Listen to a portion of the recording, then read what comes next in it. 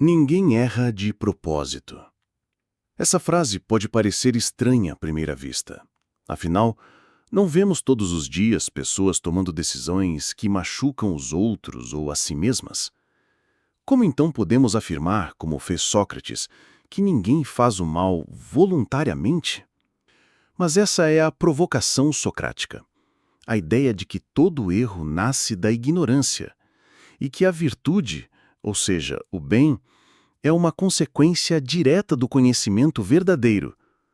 Pense em alguém que mente para manter um emprego, ou um político que rouba para ajudar a família, ou mesmo em você, quando procrastina um projeto importante e depois se pune por isso. Será que essas pessoas, será que você, realmente quiseram errar? Ou será que, em algum ponto, acreditaram estar fazendo o melhor que podiam? Para Sócrates, o problema nunca é simplesmente moral. O problema é epistemológico. É uma questão de saber. Quem mente acredita que não há outro caminho. Quem procrastina acredita que amanhã será mais forte. Quem fere o outro acredita que está se protegendo. Isso muda tudo. Porque se o mal é fruto da ignorância, o verdadeiro combate ao mal não é a punição, mas a educação. Não é o castigo, mas a reflexão. Não é o medo, mas o conhecimento. Virtude, para Sócrates, não é um traço genético, não é um talento, nem uma bênção dos deuses. Virtude é algo que se aprende, como se aprende a tocar um instrumento ou a dirigir um carro. Você já viu uma criança nas primeiras aulas de piano? Ela erra muito. Aperta as teclas erradas, se confunde, às vezes chora. Mas com o tempo, com prática, com orientação, ela melhora, aprende. E um dia toca uma música inteira. A mesma coisa vale para a coragem, a justiça, a temperança. Ninguém nasce justo, ninguém nasce corajoso, mas todos podem se tornar, desde que busquem saber o que essas coisas são. Vivemos numa época que valoriza a cultura, mas despreza a sabedoria. Pessoas sabem quem ganhou o último reality show, mas não sabem o que é o bem. Citam frases prontas nas redes sociais, mas não sabem como responder à pergunta: o que é viver bem? Sócrates diria que isso não é sabedoria. Isso é opinião. É doxa e não episteme. Cultura pode ser entretenimento. Conhecimento, não. Conhecimento é transformação. Saber mesmo, saber de verdade, exige mais do que decorar dados. Exige se deixar tocar por uma pergunta. Exige abandonar certezas. Exige parar de falar para começar a escutar. Sócrates dizia que não ensinava nada a ninguém. Ele se comparava à sua mãe, que era parteira. Ele ajudava a parir ideias. A verdade não está fora, mas dentro. E o papel do filósofo é ajudar você a descobrir o que já está em você, mas adormecido. Isso nos leva à educação. Educação não é doutrinação. Não é transmitir dogmas, fórmulas ou regras. Educação é um convite a pensar, a se tornar amigo da própria mente. Um bom professor não entrega respostas, ele provoca perguntas. E isso é difícil, porque muitas vezes preferimos respostas prontas, ainda que falsas, do que a dor da dúvida. Saber dói, porque saber de verdade te obriga a mudar. Se você mente, se procrastina, se fere, esses erros são pistas. Pistas de que há algo que você ainda não sabe. Algo sobre você, sobre o mundo, sobre o outro. A sabedoria começa quando você deixa de se justificar e começa a se questionar. Por que eu faço isso? Por que eu reajo assim? O que eu estou tentando evitar? Essas perguntas valem mais que qualquer manual de autoajuda. Imagina uma escola que não ensina a passar no vestibular, mas ensina a viver, que ensina a pensar antes de obedecer, que ensina a escutar antes de argumentar, que ensina a errar sem se destruir. Esta escola seria profundamente socrática. Educar é muito mais que formar profissionais. É formar pessoas. Pessoas que se conhecem, que reconhecem a própria ignorância e que, por isso mesmo, buscam aprender. Muitos ainda tratam a filosofia como algo inútil. Mas filosofia é o que resta quando tudo falha. Quando o dinheiro não resolve, quando a religião não responde, quando os amigos não entendem. É aí que nasce a pergunta: quem sou eu? Filosofia é o exercício de viver essa pergunta todos os dias. E viver com dignidade essa dúvida. Sem respostas fáceis, sem garantias. Sócrates não morreu por blasfêmia ou por desafiar os deuses. Ele morreu porque fez pessoas pensarem. E pensar é perigoso. Se todo erro nasce da ignorância, então o errar pode ser uma dádiva. Um erro pode ser a porta de entrada para o autoconhecimento. Se você mente, se procrastina, se fere, esses erros são pistas. Pistas de que há algo que você ainda não sabe. Algo sobre você. Sobre o mundo. Sobre o outro. A sabedoria começa quando você deixa de se justificar e começa a se questionar. Por que eu faço isso? Por que eu reajo assim? O que eu estou tentando evitar? Essas perguntas valem mais que qualquer manual de autoajuda.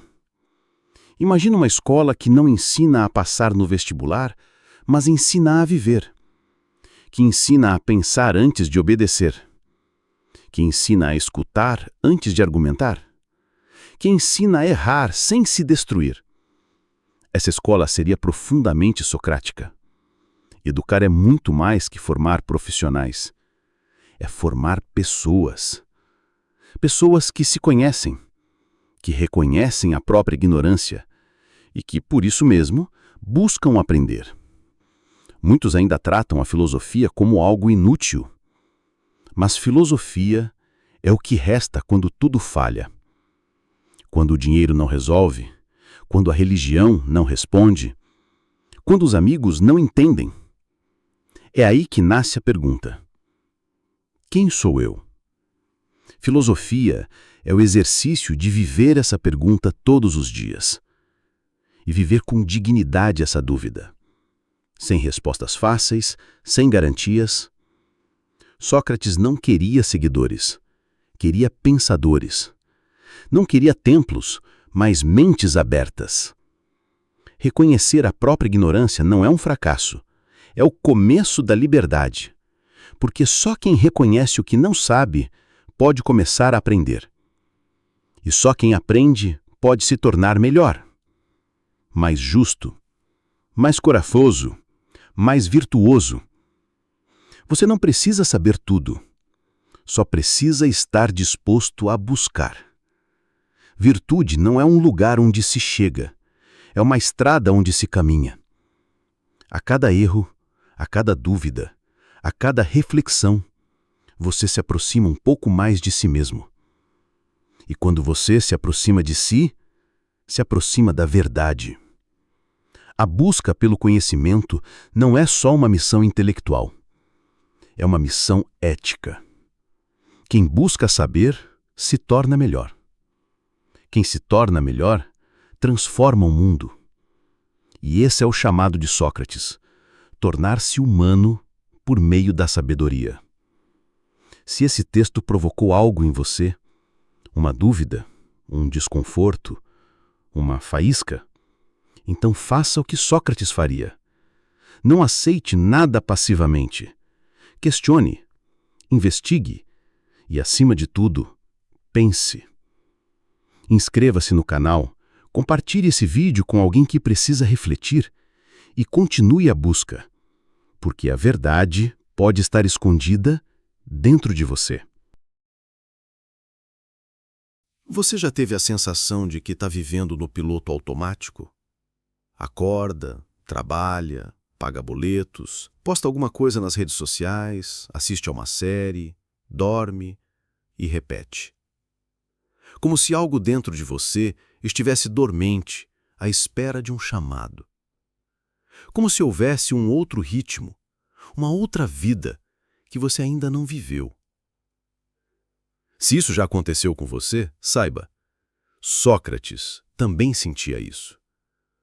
Mas ao invés de ignorar essa inquietação, ele fez dela sua missão de vida. Uma missão que ele acreditava ter sido dada pelos próprios deuses: acordar os outros. Vamos começar pelo problema que Sócrates enfrentava: a alienação.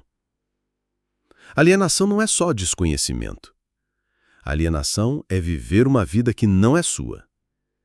É seguir ideias que você não pensou, crenças que você nunca examinou, regras que você nunca escolheu.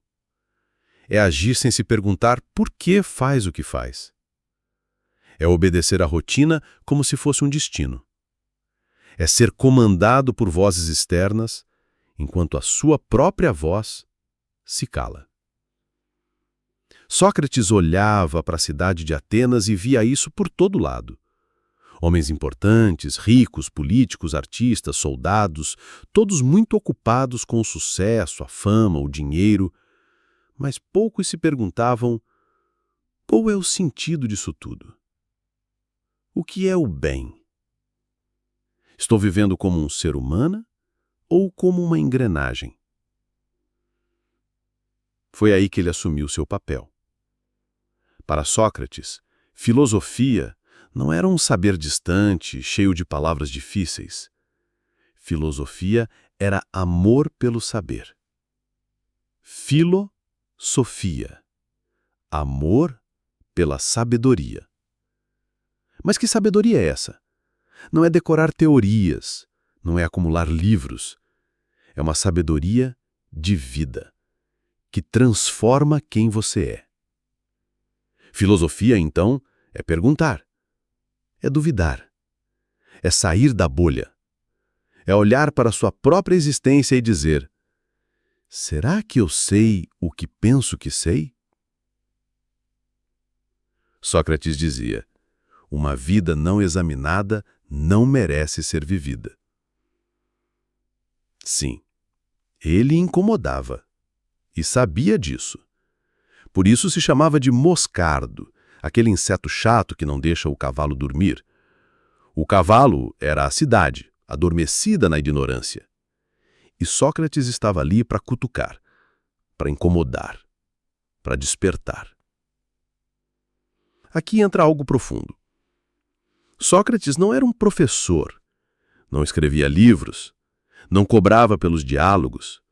Ele não fazia da filosofia um produto. Fazia dela uma vocação. Mas o que é a vocação? Vocação vem do latim vocare, chamado. É como se algo te chamasse de dentro. Não é uma escolha qualquer. É um tipo de obrigação interna. É o que te atravessa, mesmo que quando o mundo diga para não seguir por ali. Sócrates dizia que sua missão era divina. Ele acreditava que um daimon, um espírito interior, o guiava nessa tarefa de fazer os outros pensarem. E aqui está o ponto. Missão não é aquilo que dá dinheiro. Missão é aquilo que te dá sentido. É aquilo que você faria mesmo que ninguém estivesse olhando. É aquilo que te mantém vivo por dentro. Você pode estar pensando: ok, bonito, mas o que isso tem a ver comigo? Tem tudo a ver, porque a alienação não ficou no passado. Ela está aqui. Nos stories infinitos, nos trabalhos que esgotam, na falta de tempo para pensar, nos discursos prontos que a gente repete sem perceber. E se você chegou até aqui, ouvindo essa voz, talvez também tenha um chamado. Talvez também sinta que algo está errado no script da vida moderna. Talvez você queira mais do que cumprir funções. Talvez você queira ser. Filosofia é isso. Uma recusa ao automático. Uma recusa à mentira confortável. Uma recusa ao silêncio da alma. Imagine alguém que sempre quis ser músico, mas virou advogado porque era mais seguro. Ou alguém que vive um relacionamento apenas por medo da solidão. Ou alguém que repete, todo mundo faz assim, sem se perguntar se deveria fazer diferente. Essas pessoas não são más. Elas estão adormecidas, como o cavalo que cochila em pé. Sócrates não batia nelas. Ele perguntava. E perguntava de novo, até que a ficha caísse, até que a própria pessoa se visse. Você pode fazer isso com você mesmo. Agora. Pergunte-se: o que estou fazendo da minha vida? Por que acredito no que acredito? O que me faz sentir verdade? O que estou evitando ver? E mais, estou vivendo uma missão ou apenas sobrevivendo? Essas perguntas podem incomodar, mas são sinais de que você está acordando. Sócrates foi condenado à morte por corromper os jovens e questionar os deuses da cidade. Mas, na verdade, o que incomodava era a sua liberdade. Ele não seguia o sistema, não fazia média com ninguém, não queria cargos nem poder. Só queria uma coisa: a verdade. E por essa busca, morreu. Mas também por essa busca, vive até hoje. Porque toda vez que alguém se levanta e diz: quero entender o sentido da minha vida, Sócrates renasce. Não importa se você estudou muito ou pouco, se tem 20 ou 70 anos, se é da periferia ou da elite. Filosofar não exige diploma, exige coragem. Coragem de pensar, de duvidar, de sair do rebanho. Filosofar é o primeiro passo para ser livre.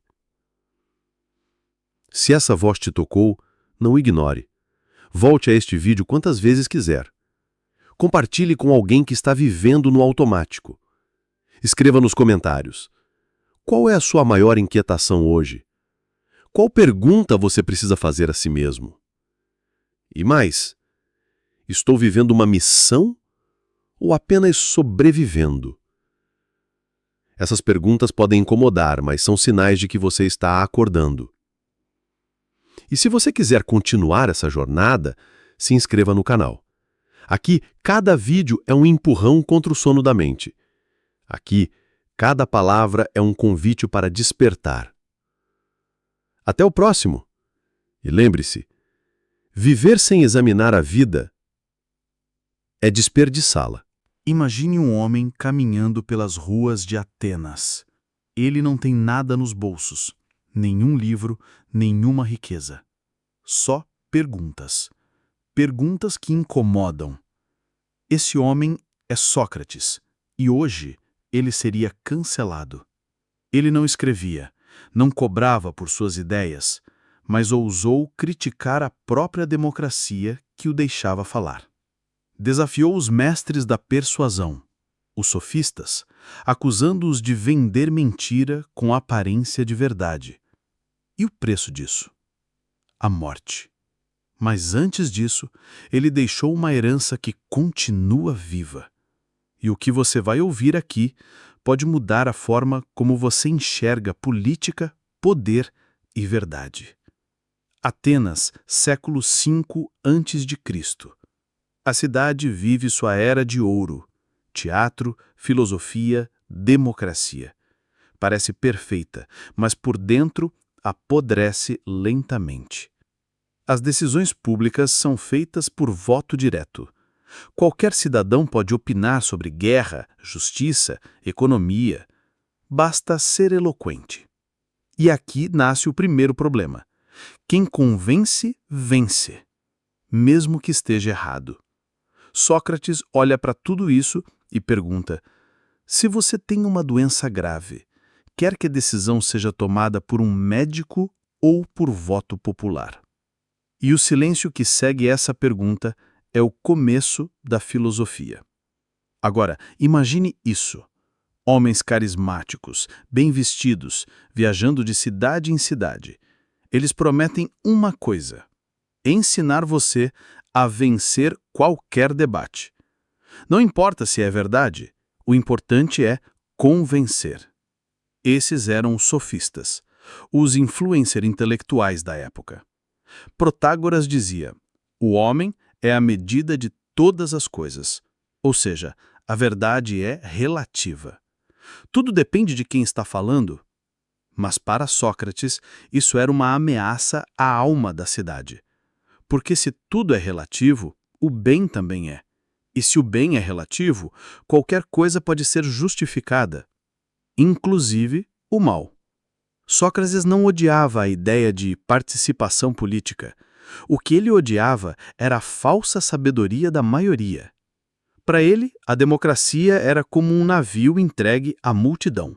Sem bússola, sem mapa, sem capitão. Ele dizia: por que deixamos que qualquer um governe, se não deixamos que qualquer um conduza um navio? Essa comparação era como um tapa na cara da Atenas democrática. E sabe o que é mais irônico? A mesma democracia que deu voz a Sócrates foi a que o matou. Sócrates foi acusado de corromper a juventude e de não acreditar nos deuses da cidade. Mas o que ele fazia, de fato? Questionava, incomodava, fazia as pessoas pensarem. E pensar é perigoso. No tribunal, ele poderia ter se calado, poderia ter fugido, poderia ter implorado por perdão. Mas ele fez o oposto. Disse que preferia morrer do que não deixar de filosofar. E morreu com a alma livre. Morreu dizendo que a morte não era um mal, mas um novo começo. Depois da morte de Sócrates, Platão, seu discípulo, transforma tudo isso em filosofia política. Na República, ele apresenta o diálogo mais famoso da história: a alegoria da caverna. Pessoas acorrentadas, vendo apenas sombras na parede, achando que aquilo é a realidade. Isso é a maioria, diz Platão.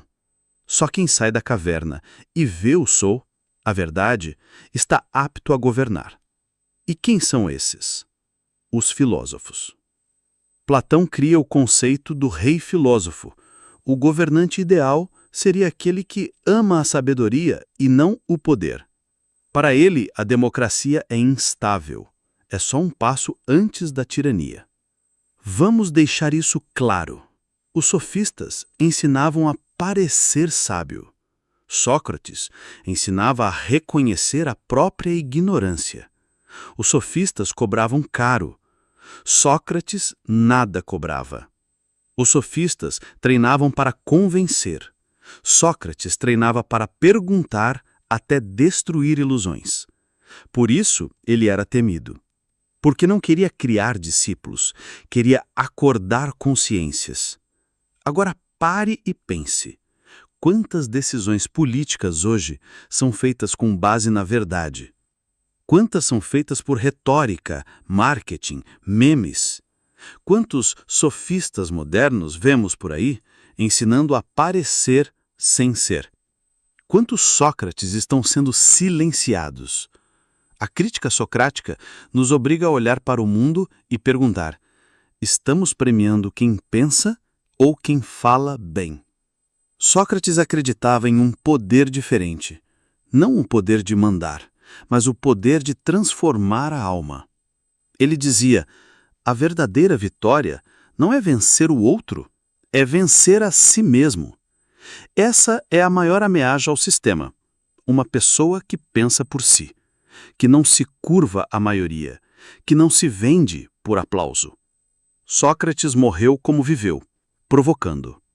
E sua morte foi um protesto silencioso contra a ignorância premiada. Hoje, vivemos em tempos de excesso de informação e escassez de sabedoria. Por isso precisamos de Sócrates mais do que nunca. Precisamos de coragem para perguntar o que ninguém quer responder. Precisamos da ousadia de incomodar em vez de agradar. precisamos lembrar que a verdade nunca será popular. Se você chegou até aqui, talvez um Sócrates esteja despertando dentro de você. Não deixe isso morrer. Se inscreve no canal para mais conteúdos que não têm medo de incomodar. Compartilhe esse vídeo com quem repete discursos sem pensar. E comenta aqui embaixo. Você acha que Sócrates teria espaço no mundo de hoje? Ou seria silenciado de novo? A filosofia não é sobre respostas prontas. É sobre as perguntas que te mantêm acordado. Nos vemos no próximo mergulho profundo. Até lá!